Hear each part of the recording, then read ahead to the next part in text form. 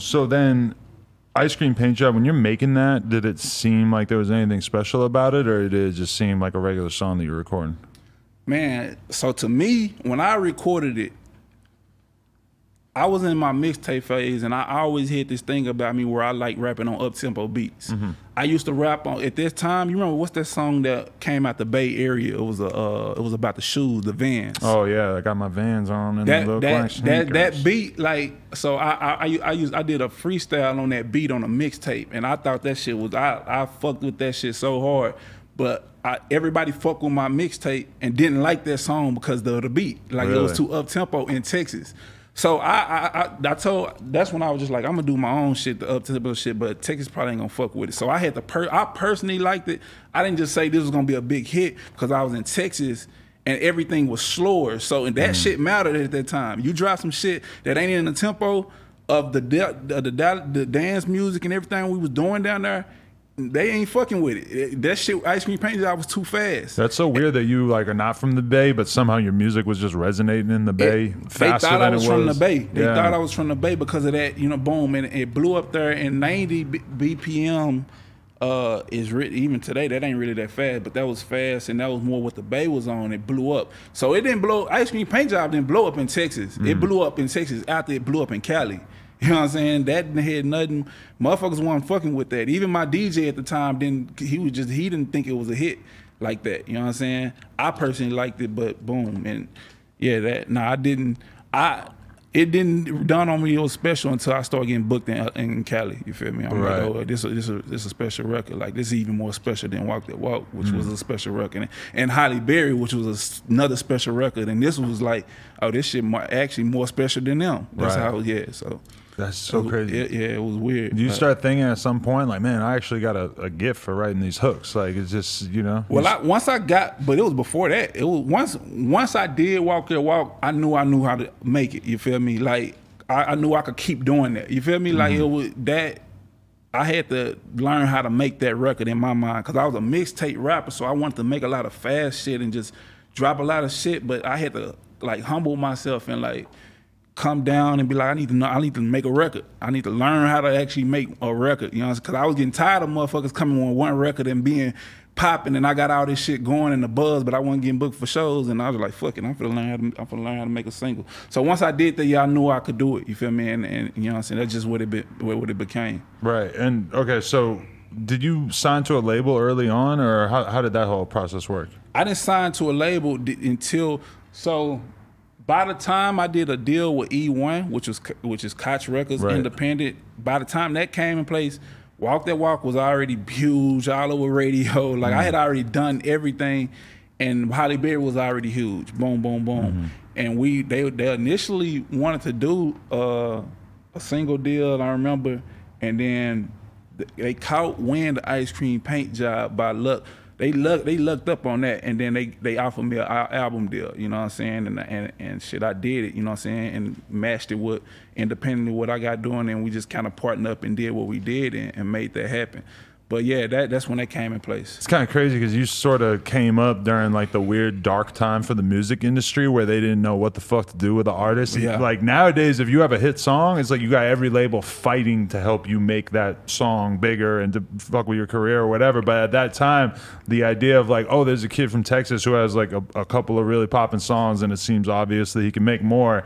I mean, the labels just like didn't know how to make money off it, so they weren't like running to it like the way that they would be these days. Yeah, exactly.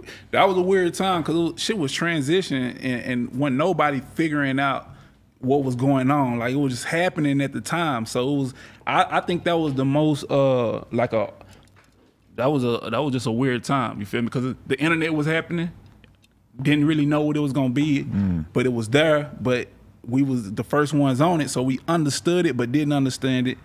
It was just a lot going on. It was just in a transition. And how did this remix happen that featured, this is such a crazy list of rappers to be featured on the same remix, is Soulja Boy, Rich Boy, Jermaine Dupri, Jim Jones, and E40. So you basically have like the entire country. Like you sort of like pick and choosing different people from every different region to sort of get on that together. Yeah.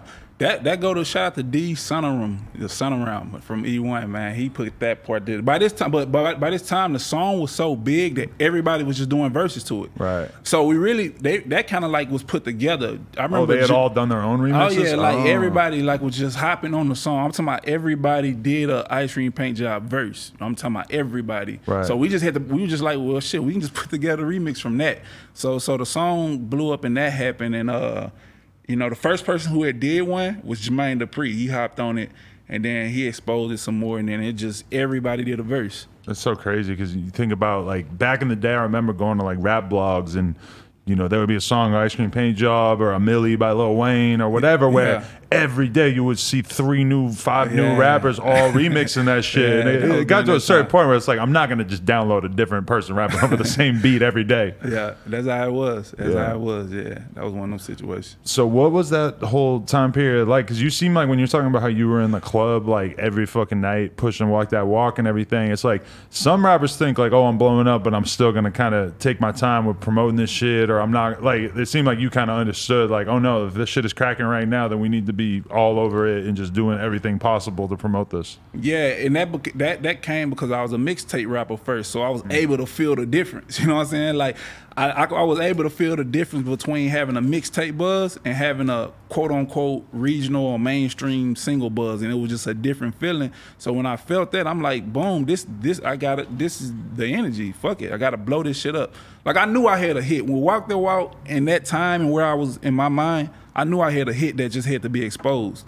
So I didn't have a label, so I had to expose it myself. I had to go into every club and wherever people was to keep exposing it. And every time I did that, it just got bigger and bigger. Because once people heard and resonated, it was a wrap from there. So, you know, I kind of had to like, you know what I'm saying? I had to, that's like a guerrilla tactic, you feel me, to do it, you know what I'm saying? So I did that. It's kind of crazy though, it's just like such a different thing when you're doing the mixtape thing and you're sort of in Texas, and like the idea of being a popular rapper in Texas at that time, especially like you didn't necessarily have to branch out outside of the state. Whereas like once you have that big radio single, then you start to feel like, oh, this is what it is to be successful. Like, did that completely change like the trajectory of how you were working on music and stuff? And did it feel odd to sort of have that song like come back to earth, and all of a sudden you're kind of doing some of the same things in Texas in terms of just performing there locally and putting out tapes or albums or whatever? Like what was that process like as that song started to cool off a little? Well, in Texas, music is different, and especially even at that time, it's like if you make something that's kind of like a classic, and it ain't no really dying down. Well, yeah, it's a dying down, but in that record was just something that was gonna keep going. But see, by the time it really got going, like what I was creating, I was already on to other music making. I was just like, all right, I'm boom, they fucking with it. Boom. I was already making other music that I was ready to put out, you feel me? But I knew I had to, so when it started dying down, you know what I'm saying, and then that's when the other record took off, and then, you know, it just kept on being like that.